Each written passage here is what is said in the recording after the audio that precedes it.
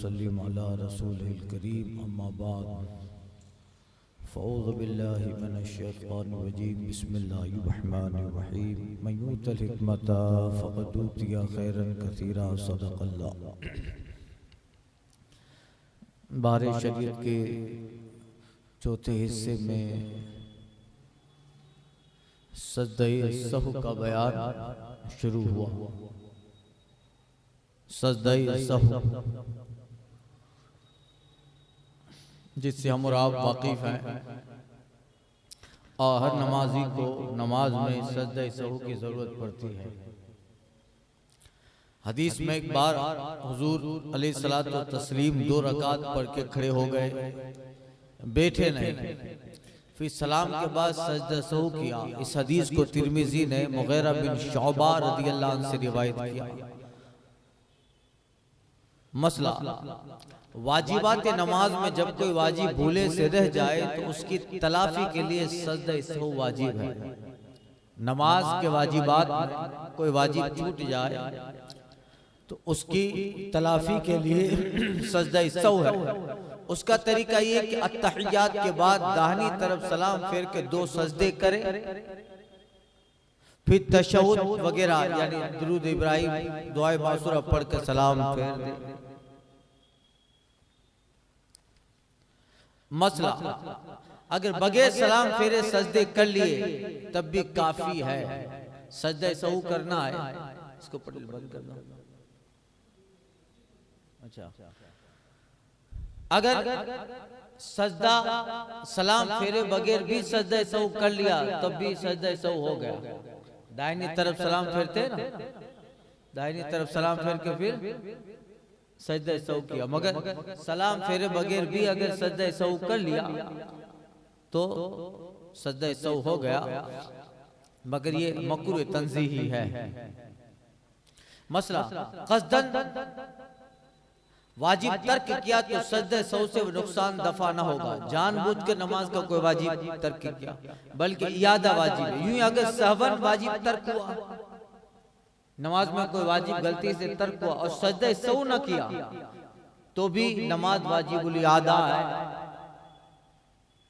मसला कोई ऐसा वाजिब तर्क हुआ जो वाजिबात नमाज से नहीं, नमाज में कोई ऐसा वाजिब तर्क हुआ जो नमाज के वाजिबात में से नहीं है बल्कि उसका वजूब अमर खारिज से है तो सजदे से वाजिब है। मसलन खिलाफ तरतीब कुरान मजीद पढ़ना, खिलाफ तरतीब कुरान मजीद पढ़ना ये तर्क वाजिब, और मुवाफिक के तरतीब पढ़ना ये वाजिबात तिलावत से है, वाजिबात नमाज से नहीं। लिहाजा सजदे सहू वाजिब नहीं,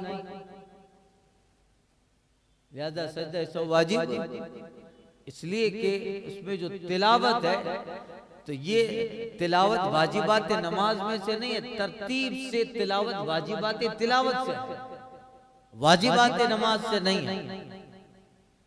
मसला फर्ज तर्क हो जाने से नमाज जाती रहती है, सजदा सहू से उसकी तलाफी नहीं हो सकती। नमाज का जो फर्ज है, जैसे रुकूई भूल गया, सजदा ही भूल गया, तो ये तो फर्ज है ना, उससे सजदा सहू से उसकी तलाफी नहीं होगी। लिहाजा फिर से पढ़े।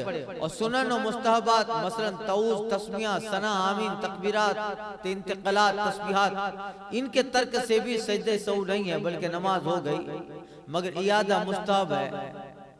अगर औज़ु बिल्लाह, बिस्मिल्लाह जो नमाज में पढ़े जाते हैं, तऊज़, तस्मिया, आमीन, इनसे सजदा सहू नहीं है, मगर अगर कर ले इससे नमाज सजदे सहू नहीं बल्कि नमाज हो गई, मगर इयादा मुस्तहब है। फिर उस नमाज को अगर लौटा ले कि भाई इस नमाज में बिस्मिल्लाह पढ़ना भूल गया था सूरह फातिहा से पहले, उसके बाद आमीन कहना भूल गया, तो अगर चाहता है तो लौटा ले। सहवन का तर्क क्या हो या क़स्दन, मसाइल बड़े अहम हैं, हर नमाजी के साथ ये मसले आ रहे हैं।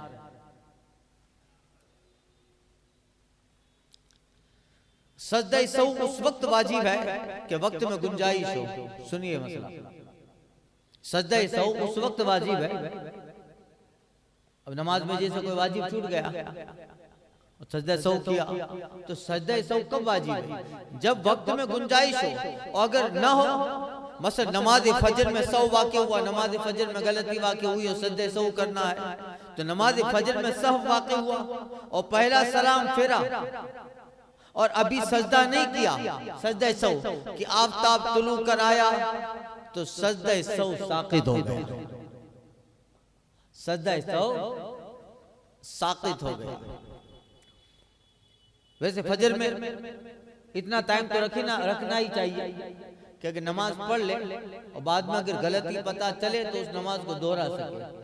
मगर अगर ऐसा हुआ कि नमाज फजर लेट पड़ा है और अभी नमाज में गलती वाक़ हुई और सलाम फेरता है, सजदा सहू के लिए सलाम फेरेगा ना, अब सलाम फेर रहा है, सजदा सहू अभी क्या नहीं, सलाम फेरा, इतने में आफताब तुलू कर आया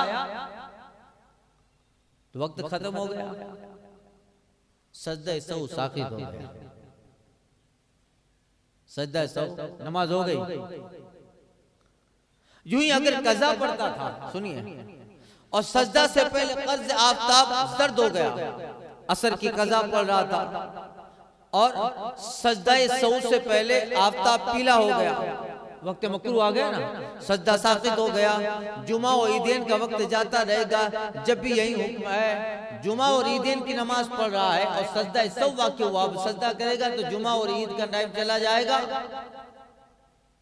तो सजदा सहू साक़ित हो गया। अहम है कि नहीं मसला? गौर से सुने आप। जो चीज माने बिना है, मसलन कलाम वगैरह, मनाफी नमाज, अगर सलाम के बाद पाई गई तो अब सजदे सहू नहीं हो सकता। जो चीज जिसके करने के बाद नमाज की बिना नहीं हो सकती, जहां से नमाज आपने तोड़ी है या उससे बाहर हुए थे, उससे बिना नहीं कर सकते। जैसे कलाम, नमाज की बिना के मसले गुजरे ना, कहां से नमाज तोड़ के गया है तो छोड़ के गया है तो वापस पढ़ेगा। तो कलाम एक ऐसी चीज है कि अगर कोई बंदा नमाज से निकल जाने के बाद कलाम कर लेगा तो फिर उस नमाज की बिना नहीं कर सकते, यानी फिर वही नमाज से वही फिर से उसको नमाज फासिद हो गई ना, उसकी नमाज फिर से पढ़नी पड़ेगी।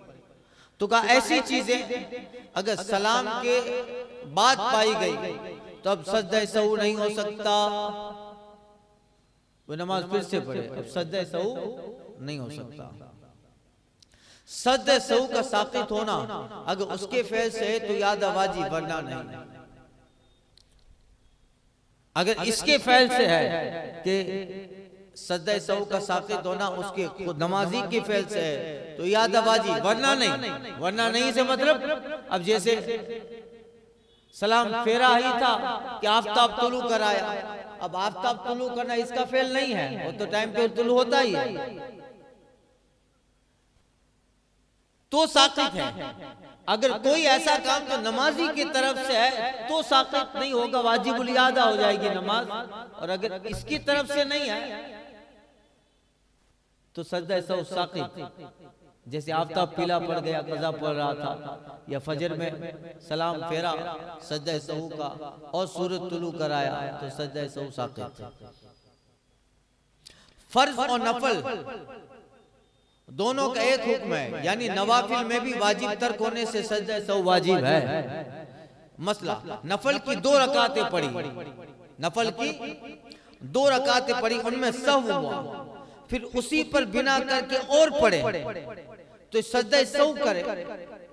और फर्ज में सहव हुआ था और उस पे कस्दन नफल की बिना की, फर्ज पढ़ रहा था 4 रकात, उसमें सहव वाक़ हुआ, और जब सहव वाक़ हुआ तो उसके साथ 2 रकात नफल मिलाना चाहता है तो उस पे कस्दन नफल की बिना की तो सजदा सहू नहीं, बल्कि फर्ज का इयादा करे। और अगर उस फर्ज के साथ सहवन नफल मिलाया हो, मसलन 4 रकात पे कादा करके खड़ा हो गया, 4 रकात पे कादा करके खड़ा हो गया और 5वीं का सजदा कर लिया तो 1 रकात और मिलाए, ये फर्ज का हुक्म है, हर फर्ज का हुक्म है। अगर 4 रकात नमाज फर्ज पढ़ रहा था, 4 रकात नमाज फर्ज पढ़ रहा था और 5वीं के लिए खड़ा हो गया कादा करके, उसको लगा कि 2 ही हुई, तो अगर पांचवी के लिए कादा करके खड़ा हो गया तो अभी पांचवी का अगर सजदा कर लिया, पांचवी रकात का सजदा कर लिया तो एक रकात और मिलाए कि ये दो रकात नमाज नफल हो गई, ये दो रकात नमाजे नफल हुई और उनमें सजदा सहू करे। और अगर पांचवी का सजदा नहीं किया है तो लौटा, पांचवी का सजदा नहीं किया तो लौटा, समझे ना? आगे वो मसला आ रहा है।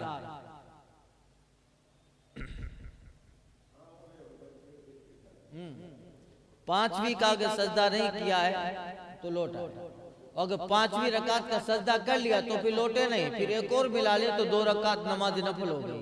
और ये जो खड़ा हो गया था वो कायदा आखिरा में उसके लिए सजदा सहू करेगा, समझे?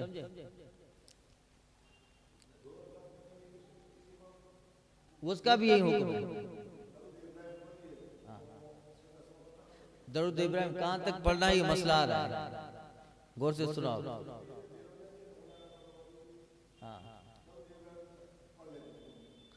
दरूद इब्राहिम का ये बयान अभी आ रहा है, इसमें कहां तक दरूद इब्राहिम पढ़ा जाए तो सजदा है। सजदा सहू के बाद भी अत्तहियात पढ़ना वाजिब है, सजदा सहू के बाद भी अत्तहियात पढ़ना वाजिब है। अत्तहियात पढ़ के सलाम फेरे और बेहतर यह कि दोनों कादों में दरूद शरीफ भी पढ़े। जिस कादा में, जिस नमाज में सजदा सहू वाजिब हुआ है तो दोनों कादों में दरूद शरीफ पढ़े। अत्तहियात पढ़ के दरूद शरीफ पढ़ के फिर सलाम फेरे, फिर सजदा सहू करे, सजदा सहू के बाद फिर अत्तहियात दरूद इब्राहिम दुआ। और ये भी इख्तियार है कि पहले कादा में अत्तहियात और दरूद पढ़े और दूसरे में सिर्फ अत्तहियात चलेगा। मसला सजदा सहू से वो पहला कायदा बातिल न हुआ मगर फिर कादा करना वाजिब है। सजदा सहू जो पहला कादा किया वो बातिल न हुआ मगर फिर कादा करना वाजिब है। अगर नमाज का कोई सजदा बाकी रह गया था, कादा के बाद उसको किया या सजदा तिलावत किया तो वो कादा जो पहले किया जाता रहा। अब फिर कादा फर्ज है कि बगैर कादा नमाज खत्म कर दी तो न हुई और पहली सूरत में हो जाएगी मगर वाजिबुल इआदा। मसला एक नमाज में चंद वाजिब तर्क हुए तो वही दो सजदे सबके लिए काफी हैं, आसान। चंद नमाजें, चंद वाजिबात तर्क हुए तो एक नमाज में चंद वाजिबात तर्क हुए तो वही दो सजदे सबके लिए काफी है। वाजिबात नमाज का मुफस्सल बयान पेशतर हो चुका मगर तफसील अहकाम के लिए आधा बेहतर है। वाजिब की ताखीर, रुकन की तकदीम और ताखीर या उसको मुकर्रर करना वाजिब में तगीर, ये सब भी तर्क वाजिब है। नमाज में किसी वाजिब को छोड़ देना या नमाज में किसी रुकन को ताखीर से लाना या किसी रुकन को सबसे पहले बजा लाना या उसी रुकन को बार बार करना या वाजिब की तगीर, किसी वाजिब को बदल देना,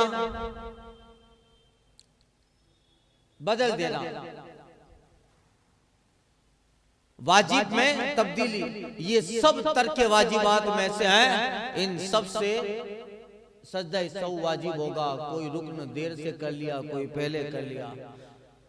फर्ज की पहली दो रकातों में और नफल और वितर की किसी भी रकात में, सुनिए मसला, फर्ज की पहली दो रकात में और नफल और वितर की किसी भी रकात में सूरह अलहम्दो की एक आयत भी रह गई, सूरह फातिहा की एक आयत भी रह गई या सूरत से पेशतर दो बार अल्हम्दुलिल्लाह रब्बिल आलमीन पढ़ लिया। सूरत से पहले एक बार पढ़ते ना सूरह फातिहा, दो बार पढ़ लिया या सूरत मिलाना भूल गया या सूरत को फातिहा पर मुकद्दम किया, पहले सूरत मिलाई फिर सूरह फातिहा पढ़ा या अलहम्दो के बाद एक या दो छोटी आयतें पढ़ के रुकू में चला गया।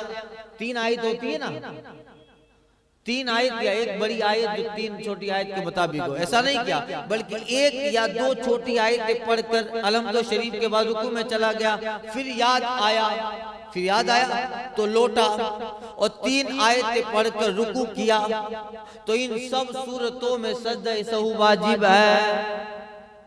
इन सब सूरतों में, सूरतें समझ गए ना, इन सब सूरतों में सजदा सहू वाजिब है। अलहम्दो के बाद सूरत पढ़ी, उसके बाद फिर अलहम्दो पढ़ी, अल्हम्दुलिल्लाह रब्बिल आलमीन वलद्दालिन इन्ना अतैनाकल कौसर, फिर अल्हम्दुलिल्लाह, फिर तो अल्हम्द के बाद सूरत पढ़ी, फिर अल्हम्द पढ़ा तो सजदा सौ वाजिब नहीं है, ये चले, इससे सजदा वाजिब नहीं। जो ही फर्ज की पिछली रकातों में, सुनिए मसला, ये सुनने के लायक, फर्ज याद रखिए, फर्ज का जिक्र, फर्ज की पिछली रकातों में असर की तीसरी चौथी, जोहर की तीसरी चौथी वगैरह, फर्ज की पिछली रकातों में फातिहा की तकरार से मुतलकन सजदा सौ वाजिब नहीं है। अगर तीसरी चौथी रकात में भी 2-3 मरतबा सूरह फातिहा पढ़ लिया, कितनी मरतबा पढ़ते हैं हम लोग, तो 2-3 मरतबा पढ़ लिया तो वाजिब नहीं है। और सुनिए, और अगर पहली रकातों में अलहम्दों का ज्यादा हिस्सा पढ़ लिया था, फिर इयादा किया तो भी तो सजदा सौ वाजिब है, क्योंकि वाजिब मुकर्रर हुआ ना यहाँ। मसला सुनिए, अलहम्दो पढ़ना भूल गया, ये मसाइल वो हैं जो रोज आ रहे हैं हमारे साथ नमाज में। अलहम्द पढ़ना भूल गया और सूरत शुरू कर दी, सूरत शुरू कर दी और बकदर एक आयत के पढ़ ली, अब याद आया तो अलहम्द पढ़ के सूरत फिर पढ़े और सजदा वाजिब है, सजदा वाजिब है।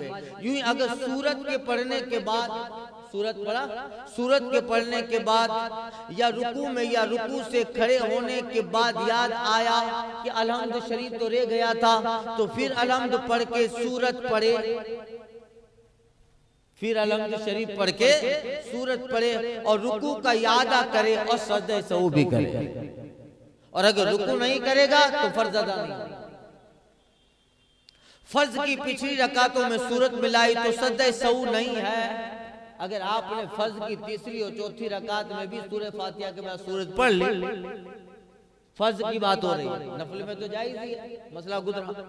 फर्ज की पिछली रकातों में सूरत मिलाई, अलहम्द शरीफ के 2 रकातों में मिलाते हैं ना, शुरू की पहली और दूसरी में, मगर तीसरी और चौथी में मिलाई तो का फर्ज की पिछली रकातों में सूरत मिलाई तो भी सजदा सहू नहीं है। और जानबूझकर मिलाई जब भी हर्ज नहीं है, मगर इमाम को ऐसा नहीं करना चाहिए, ताखिर हो जाएगी ना भाई, वो मिलाएगा तो लंबा हो जाएगा नमाज। जो ही अगर पिछली में अलहम्द न पढ़ी, अगर तीसरी चौथी रकात में फर्ज की अलहम्द सूरह फातिहा न पढ़ी, जब भी सजदा सहू नहीं है, जब भी सजदा सहू नहीं, सिर्फ अल्हम्दुलिल्लाह की जगह पे तीसरी चौथी रकात में खड़ा, तीसरी चौथी रकात में क़िरात फर्ज नहीं है, तीसरी चौथी रकात में सिर्फ खड़ा रहा, अलहम्द न पढ़ी, सजदा सहू नहीं है। और रुकू और सुजूद और क़ादा में कुरान पढ़ा तो सजदा सहू वाजिब है। क़याम के अलावा कहीं भी कुरान पढ़ लिया तो सजदा सहू वाजिब है। रुकू में, सजदे में, कहीं पर भी कुरान की आयत पढ़ ली, क़याम के अलावा तो सजदा सहू वाजिब है। नमाज में सिर्फ क़याम ही में कुरान पढ़ा जाता है, उसके अलावा रुकू, सजदा, तैयार कहीं पर भी कुरान पढ़ेगा सजदा सहू वाजिब है। तो ये मसला हो समझ लिया कि अगर फर्ज की तीसरी चौथी रकात में भी सूरह फातिहा मिला सकता है, अगर नहीं मिला है, ऐसे खड़ा रहा तभी नमाज हो गई।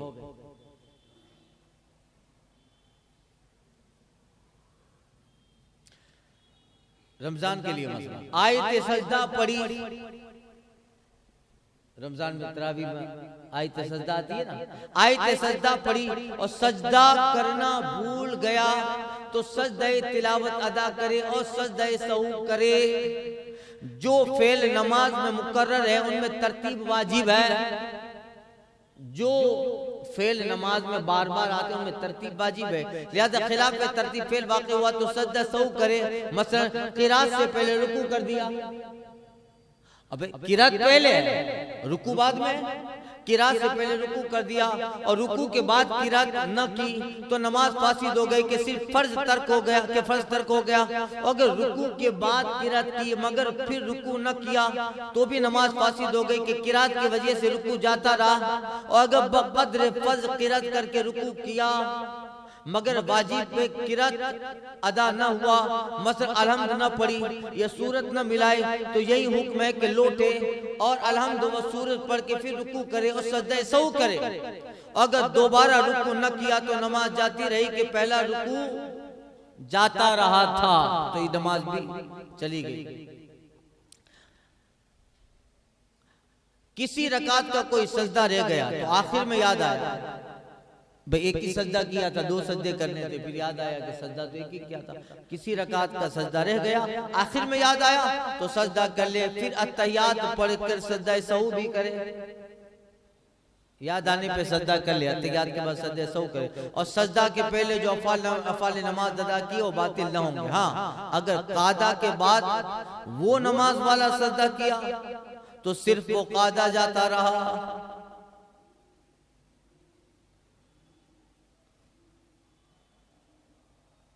ये मसले यहाँ तक हुए। आगे आपका जब मसला आ रहा है, कल लंबा बयान है, ये सजदा सहू का बयान 2-3 दिन तक चलेगा। फिर आएगा नमाज मरीज का बयान। बीमार, हम लोग बीमार ही हैं,